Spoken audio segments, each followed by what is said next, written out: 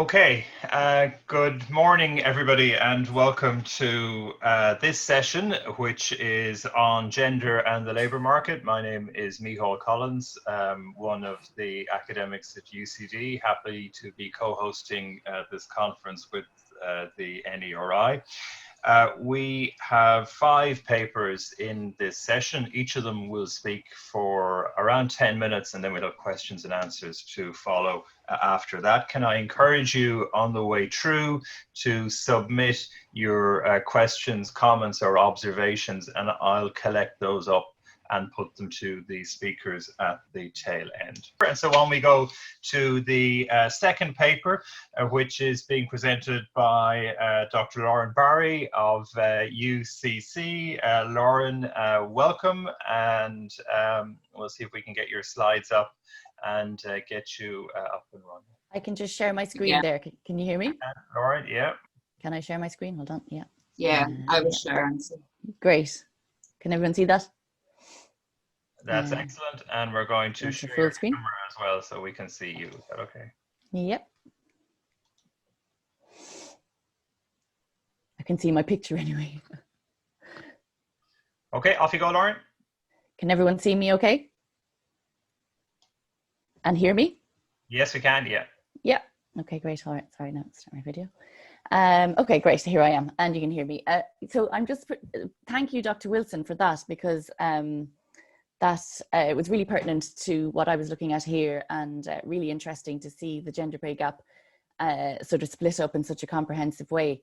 And it's relevant to what I've been looking at here, although I am focusing on the self-employed. So I'm looking at an investigation into gendered working trends among the self-employed in Ireland, and I'm just talking about the Republic there.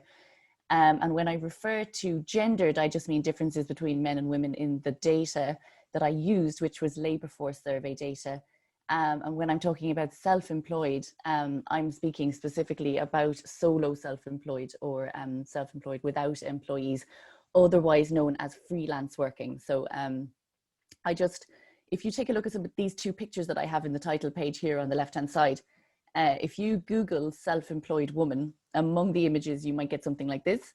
And if you Google self-employed man, you might get something like this. And it's like playing spot the difference in these stock photos.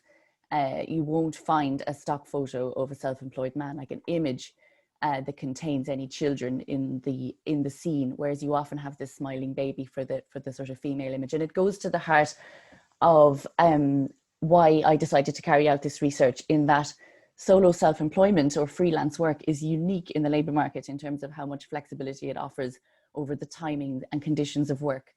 And that flexibility and the association with work-life balance is something which is quite gendered in kind of popular neologism and sort of the narrative around self-employment. So that kind of goes to the heart of why I thought this was an important area to look at. And one of the reasons perhaps that it is something of an under-researched area is that women only make up 25% of the solo self-employed in Ireland. So, and that's when the sample I used, I've removed agricultural sectors. So that's even when you remove agricultural sectors, there's still a wide gender gap in participation in solo self-employment. However, there's reason to believe that both the proportion and the numbers of women in solo self-employment or freelance work will increase and will continue to increase. There's research being done all the time in different jurisdictions as to the sort of popularity of this labour market option. And the numbers in Ireland have gone from 20,600 in 2003 up to 32,000 in 2017, which is when I carried out this study. Figures from the Global Entrepreneurship Monitor say that women made up 39% of the 27,000 new business owners in Ireland in 2018. Again, now they're defining it a slightly different way, but you can see that there's movement towards this form of work, certainly. And from the data that I looked at, and this sort of provides an interesting backdrop to some of the findings that I'll go through in a minute, is that self-employed women emerged as the most highly educated of all the labour market groups, with over 60% having at least a degree level education. So 60% with either a degree, a master's or a PhD, and 75%, so 3/4 working at professional, semi-professional, technical or managerial level occupations. So that human capital measure was very, very high there, and particularly high for self-employed women. I've included a few quotes, if you can see them there, I don't know, just to sort of try and sum up the conceptual framework as best I can. Ireland has been described as no country for working mothers, and that basically means that a combination of factors combine to make it difficult to combine to lead to Ireland having a high level of work-family conflict. So the OECD has found that Ireland has a particularly high level of work-family conflict. That's an inability to combine the often conflicting demands of the domestic sphere and market work, and particularly for women. Irish men do fewer hours of housework and caring work per week than the OECD average, and significantly fewer than women. And childcare, as you know, very expensive, privately provisioned. So these factors, along with, I suppose, a legacy of a male breadwinner cultural norm as well, that while gender attitudes are changing very rapidly, there's still, upon parenthood, again, a reversal or a reversion to a male breadwinner cultural norm. So all these factors combine to make it quite difficult for Irish women to have careers, essentially, once they have children, or if they have children.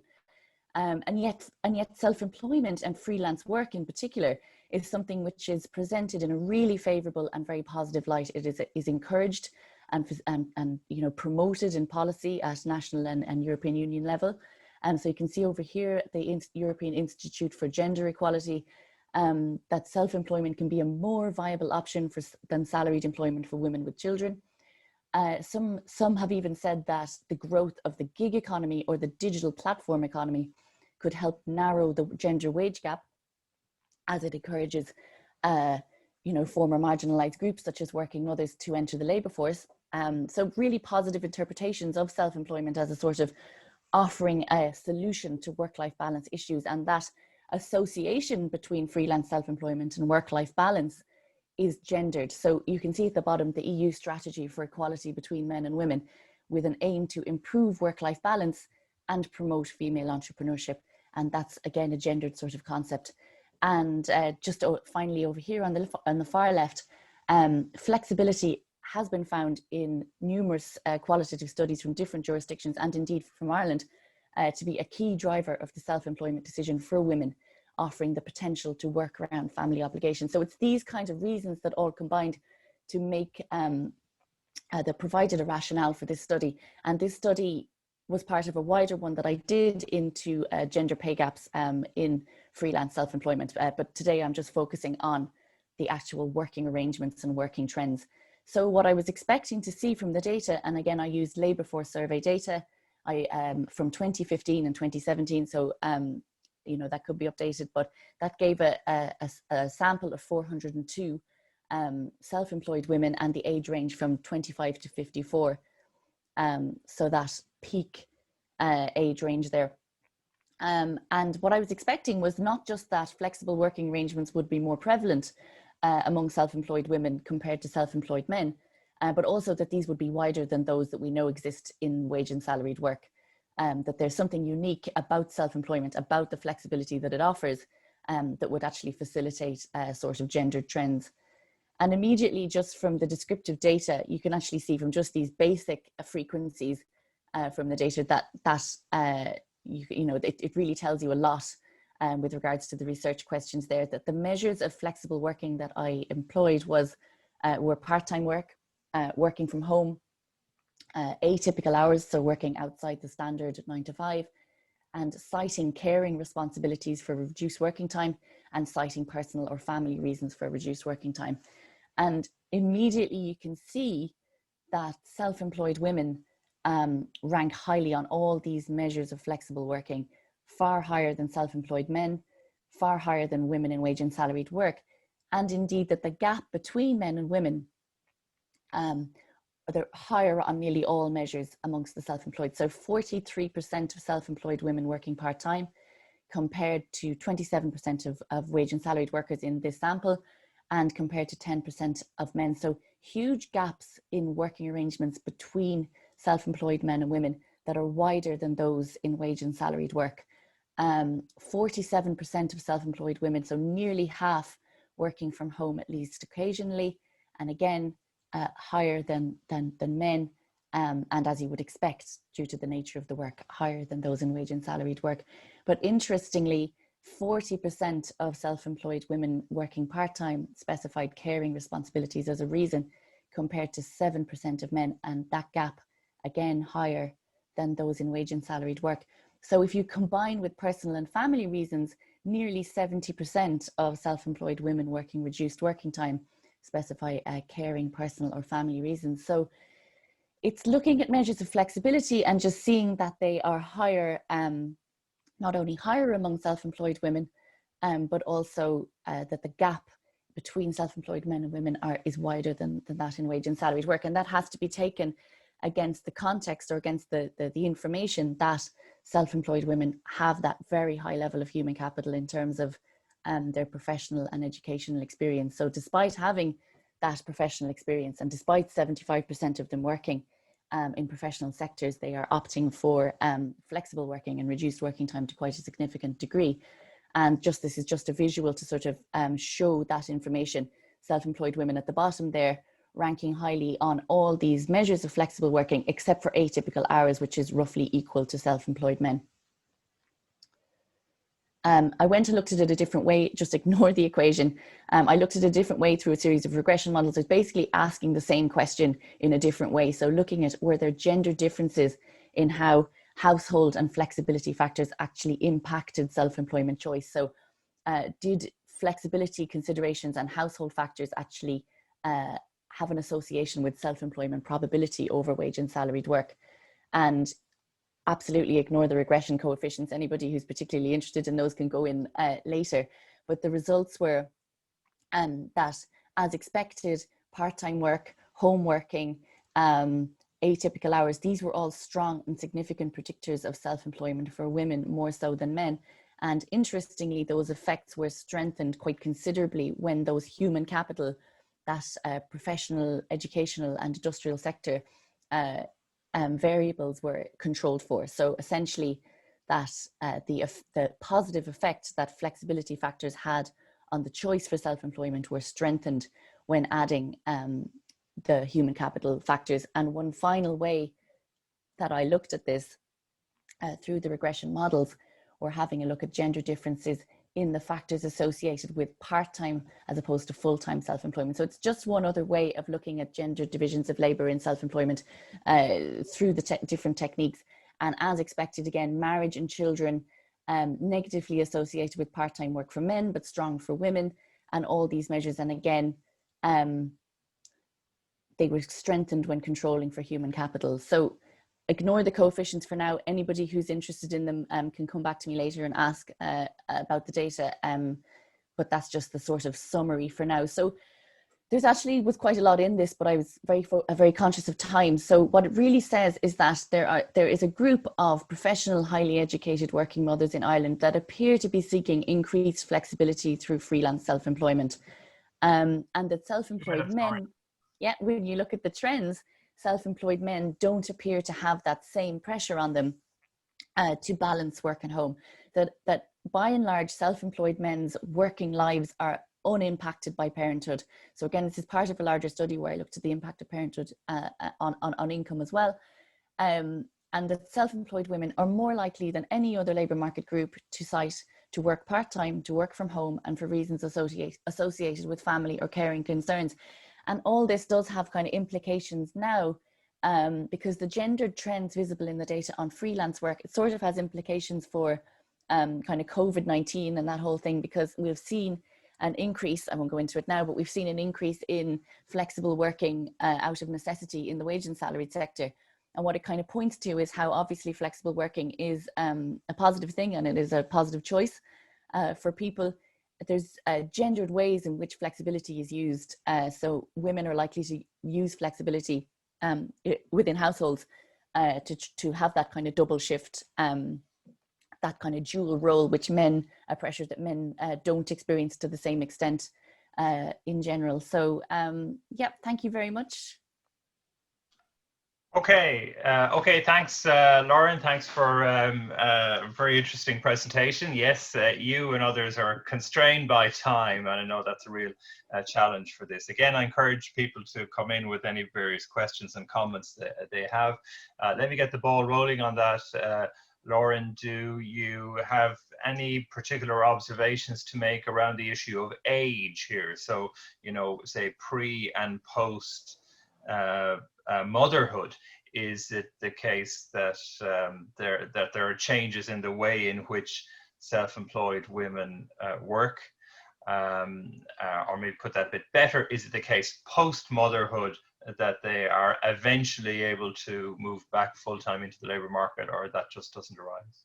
It was something that came up, and I did have a look at it briefly. I didn't include it in my study. I was just focusing on this particular age range, but it did come up. And I looked at the patterns in the different age cohorts from the data, and from what I could see, no, it didn't seem to change. It was only very preliminary observations that I was making, but I think it's definitely an interesting area. It didn't actually appear to alter, so say moving into that 45 to 54 age group, for example, didn't seem to alter the working patterns of self-employed women from the labour force survey. So yeah, it's an interesting area, and it's something that I was often thinking about when having a look at this. Yeah, and it does kind of suggest a huge pool of lost labour, doesn't it? And I wondered if that is, or at least, you know, lost labour to the formal labour market. Do you think that that has an effect which is explicitly driven by issues around childcare and childcare provision, or do you think it's a choice, or what? I think there's a lot of things involved in this, you know, when you think about, when you actually have a look at the amount of income that the self-employed women are earning and that being so low, there are socioeconomic factors in terms of the demographic of the people that are able to take up this form of work, we'll say. It's also, you know, the division between constraints and positive choice is too big a debate for me to get into here, but it was interesting that looking at kind of the sectors of and the activities of the women that were moving into this freelance area, I found quite a high proportion of them coming from areas like finance, even, well, basically in the category of finance, science, technology, and the professions. So I think in a way it kind of pointed to perhaps a lack of flexibility in certain sectors, certain private sector jobs, that perhaps was, upon parenthood, was encouraging women to opt to go freelance to get that bit of flexibility. Yeah, there's a lot in it. I mean, there's a lot of conclusions you can draw, and there's a lot more data that would be interesting to look at, really. But certainly it would seem that that yes, there is a lost pool of human capital, we'll say that, but again, it's possibly a positive choice too at the same time. Yeah, it's and just one final comment there. In the next session, Catherine Elliott O'Dare and I have a paper, and we're looking at low-paid workers. But one of the things we're trying to do, that piece of research is evolving, but one of the aims there is to do both the sort of number crunching like you've done here, and then to follow that up with some surveys and interviews with workers. And I wonder, actually, for a project like yours, that might be really interesting to, given what you found, to go and actually talk to some self-employed women across the various age groups, and to get an idea what's driving their choices or constraining their choices. It's certainly something I'd like to look into, yeah. Okay, excellent, Lauren. Thank you very much. It's a really interesting cohort of the labour market. We don't hear about the self-employed too much, yet they're a really, really big part of the labour market and a big part of the composition of household income in different parts of society as well. Excellent, good, thank you, Lauren. And so we move on to the third paper for our session, and that is from Dr. Joanna Felczak from the Warsaw School of Economics. Joanna, you're very welcome, and I'll come back in after 10 minutes to nudge you towards finishing. Okay, I would like to share my screen, but I cannot because I'll just get Lauren to unshare her screen. I think that's... Yes, So just bear with us. Let's see if now it's on. I think you should be. Okay. Give me a second. So the question is, do all the female previous prisoners participate in the labor market? Our goals are to investigate whether employment experience protects from recidivism. We want to compare employment and unemployment spells, and we want to investigate if labor force participation differ in any manner before and after imprisonment spells, and we want to verify if employment experience helped avoiding or postponing the subsequent incarceration spells. Our sample is the administrative data from Poland on a group of older female workers who registered with any public employment office between 1st of June 2004 and end of 2017. And they experienced at this time one or more incarceration spells. This group is very specific because this is a sample of old age first ever convicted, and this research might trigger comparisons across genders or countries. What's the background? In Poland, women make up less than 4% of all inmates, and they often break the law because of life challenges. Most of them had been previously, if ever, employed in low-wage and entry-level positions, and they received public assistance. And also in our sample, almost 90% of them were working in routine manual jobs, 7% in routine cognitive jobs, 2.5% in non-routine cognitive personal job, and only 1% in analytical jobs.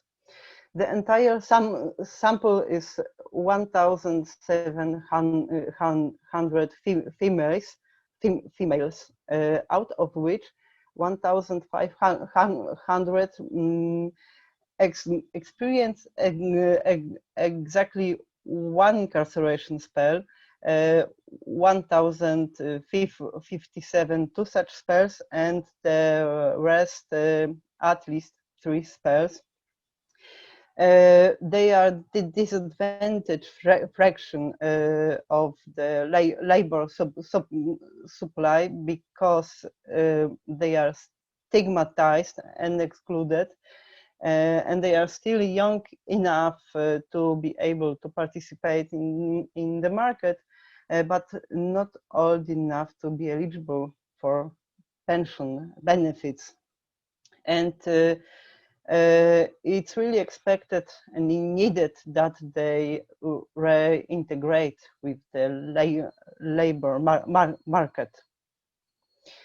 Some statistics about this group: age at the beginning of the first spell, the beginning of our observation period, mean is 46, educational level, most of them, this is primary school.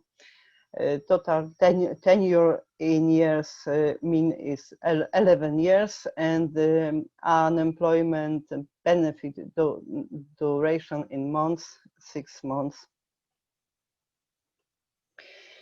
And some statistics of the duration of spells. We observe 4 spells: employment, unemployment, non-participation in the labor market, and incarceration. As you can see, unemployment is the longest spell that we observe. And incarceration is about 7 months, with standard deviation almost 6 months. Our method is longitudinal analysis. It's social sequence analysis, and we observe trajectories of the workers since the 1st of June till the end of 2017. By means of social sequence, we identified the status in the labor market of each individual in each day. We centralized the outcome around the beginning of each individual's first incarceration spell. We can compare the labor market status before and after imprisonment, and I would like to show you the results. They are presented in tempogram in figure 1 and figure 2. In figure 1, we see stacked tempogram for all group, for entire sample. The blue part is employment, the gray part, this is in incarceration. The orange part is unemployment, and the yellow is non-participation. Before and after in incarceration, this is the number of observation. And the figure 2 shows us, this is the tempogram for those who have more than one incarceration period. First is before first incarceration spell, and we can see here this first incarceration spell, employment, unemployment, and non-participation before and after incarceration. And the second one is before second incarceration spell. We see that employment, we have also employment, unemployment, non-participation, and we can see that some of them were longer in jails, and some of them had only short pause, short non-participation spell before the second incarceration. Results and this discussion. So incarceration preceded in 45% by non-participation and in 50% by unemployment spells, and followed in 11% by unemployment and in 88% by non-participation spell. But these spells were very short. In 50% of cases, it was just 10 days, and they were followed by unemployment spells. This short non-participation spell after incarceration should be as short as possible, because earlier employment or some incentive is better for reintegration. It reduces the risk of recidivism. what's also important, 57% of females did not work even once during the entire observation, and we observed them for almost 8 years. Our standard example is someone is unemployed, has short incarceration period, and is again unemployed.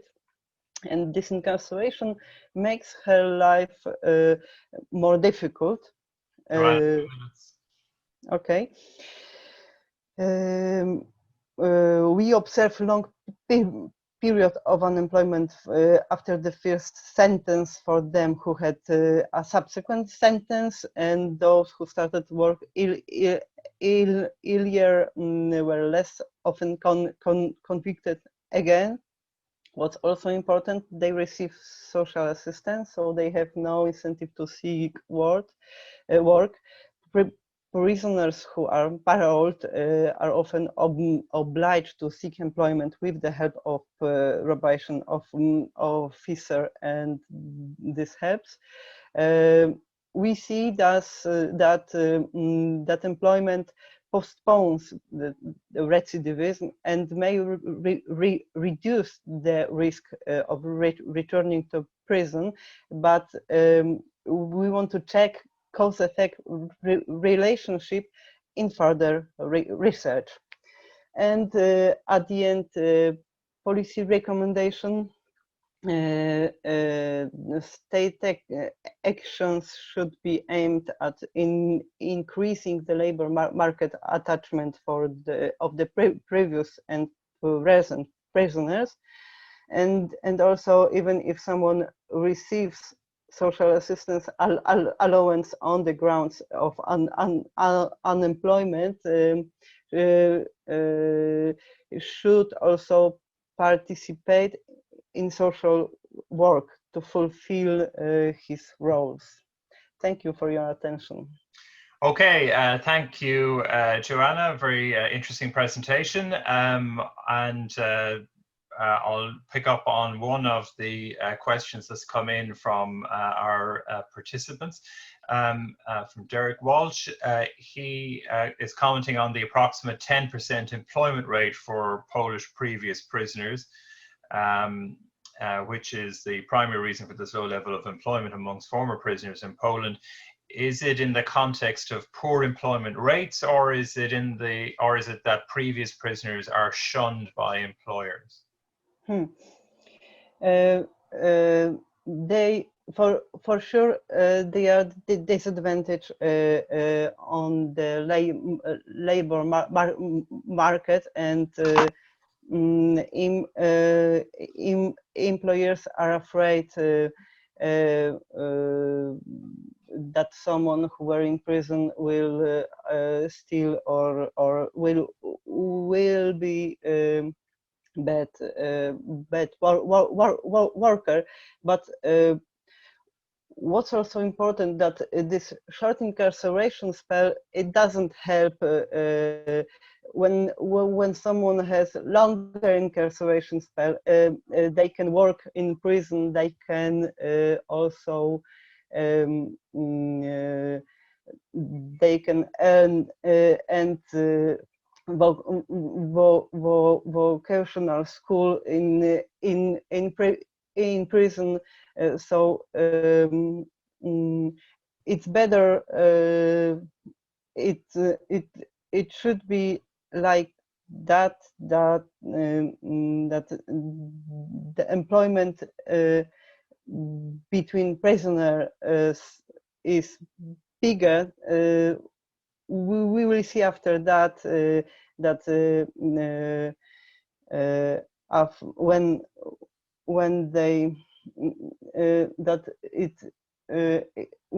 when someone works in prison, it helps him to reintegrate when he left this prison. Yeah, I think that's very interesting, and of course throws up maybe challenges for the way in which prisons are structured and run, as well as challenges for the post-prison for employment and employers and attitudes there as well. Excellent. Thank you, Joanna. Thank you for your paper. And we move on then to our final paper for this session. And it is from Intesar Madi, also of the Technological University in Dublin. And she's going to speak on women inequality in the MENA region, insights from the Arab Spring Revolution. Intesar, you're very welcome, and off you go.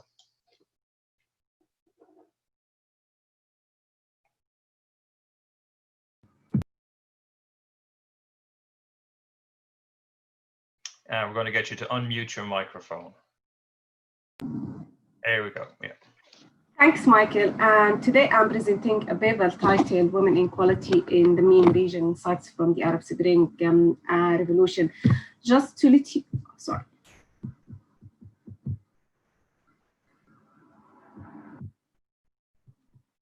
And just before I start, I just want to let you know that this paper is not a completed work. It's still in developing and working paper. I have experienced the 2011 uprising in my country, Libya, and in 2011, a number of news programs and articles and contexts have described the Arab Spring as an Arab Spring for women. And despite the fact that the Arab Spring was not a gender-based revolution, and despite the widespread support for gender equality around the world, significant levels of inequalities still persist. And women still have a weaker position in terms of economic and social acknowledgement. And in the MENA region, traditionally, women are associated with specific roles such as health and social care. And when we speak about the labor market, we can see that women in this region have a certain type of professions or only limited spaces. And currently, after the outbreak of the coronavirus, I think we will see an increase in these levels of equality, of inequalities globally, and including gender gap. So this research study examined to study the role that played by the Arab Spring Revolution in highlighting the gender inequality in this region. So the main idea of this paper is to see the role that played by this revolution in highlighting this global issue in this region. So the most study of gender inequality in the MENA region have focused or have used the labor force participation as a standard for gender inequality in this region. But the concept of gender inequality is a very broad concept, and it can involve economic and health and social and political empowerment. And there is a different point of view among the research around this area in the MENA region. And the first point of view, they are relating, believe that there is a relationship between the level of economic development in these countries with the increase in gender gap, where they see that in countries with a high level of development in this region, the gender gap seems to be lower than the economic with lower development. The other point of view are relating to the point of that the majority of these countries are oil-based economic, and this means that the sectoral profile in this country are mainly dominated by men, and these jobs are just related to men, but I think this is not an issue related just in oil-based economy. It's a global issue around the world, and it can be seen in many different countries. And the other point of view, they just believe that religion is the main factor behind holding women from participating or engaging in public life, and they see that the majority of these countries are Muslim country and very strong with religion. So this is the main reason behind holding women in this region back from participating in public life. Why it is matter or why it's important? Well, gender equality is not an individual issue or not affecting individual, but it can affect an entire economy. And women can play a greater role in the economic model as a court flagged by International Monetary Fund. Women also, when they are increasing the participation of women in the labor market, they will have a positive impact on the macroeconomic level. But despite of this, women is still facing a discrimination related to this. And according to UNESCO, 2.7 billion women are legally restricted from choice of their job compared to men. And the rate of women labor force participation is 48.5 compared to 75% for men. Women, although some countries have made some progress on their gender gap index, other regions and countries are still need to re-examine their progress level with regard to these gaps. And if we look at the global gender gap index by regions over the time, we can see some regions have made pretty good progress with regard to their gender gap, except the main region where they are highlighted here in the green line, where there is no much change can be mentioned, and the line over the time almost flat. If we see this gap among the sub-index, we can note that globally there is a gap of almost 40% need to be closed. And we can see this gap widely on political empowerment and educational and economic participation compared to health and education, where the gap almost closed in these two sub-indexes. So all around the world, women are still facing a problem with regard to political and economic participation, and not only in a specific region. If we see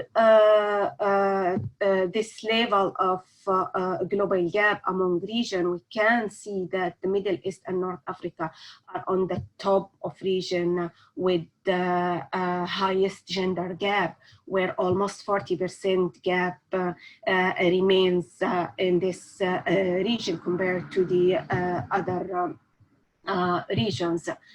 And again, if we look in more detail and compare these sub-indexes in the main region with the global score, we can see that the main region had made the greatest step with regard to closing gaps in health and educational sector, while the gap in the political empowerment and economic participation are still very wide. And we can see, especially in political empowerment, the gap, even globally, the gap is quite higher compared to other sub-indexes. According to World Economic Forum report in 2019, 12 of 15 countries with the lowest gender equality are in the Middle East and North Africa. And we can see from this table the rank of this country, and although some of these countries have made progress with regard to their gaps, such as United Arab Emirates, Kuwait, Tunisia, others like Saudi Arabia, Iran, Syria are doing quite. There's no progress in these countries. Intesar, 2 minutes. Yeah, okay. So we can see that the Middle East and North Africa region has the lowest score of gender equality among all our regions in the global index. Although this gap has been narrowed by 0.5%, but it is projected that it will take 140 years to be closed. And women in this region, they are still facing limitation with regard to their access and involvement and engagement in public life. Research on gender inequality for the MENA region in the aftermath of the Arab Spring Revolution has been increased a lot, and this is because that this revolution helps us to put inside or attract the attention of people about this global issue, and particularly in this region, and to study why this problem is very high in this region in particular. And in short, identifying and analyzing the factors that behind this increase in inequalities and discrimination in this level are critical area need to be addressed and need to be focus more study on it to understand the reason that keep holding women back from engaging in political and economic and public life in this region. Thanks for your attention. If you have any question or suggestion, I would be happy with this. Okay, Intesar, thank you very much indeed. That's a really interesting insight and widens our horizons in terms of some of the perspectives in this session to other parts of the world too, which is very good. I'm watching the clock, so quick question, if I can. I thought where you showed the progress that had happened over time with education and with health was very interesting, and clearly contrasts dramatically with the really lack of any progress on the political and economic side. Do you think one will cause the other, that over time the improvements in education in a sense will trigger pushes towards further political and economic participation? To be honest, I don't think so, because the majority of these countries in the MENA region has invested more in education and health sector, but this investment does not reflect on the political and economic participation. But I think if the governments in these countries try to re-examine their culture, or they change the social barriers that keep holding women back from engaging in these sub-index, this will reduce these gaps in economic and political empowerment. Okay, we're going to stop there, and thank you for that, and good luck with the further work on that study as well. Really interesting and really interesting set of issues as well.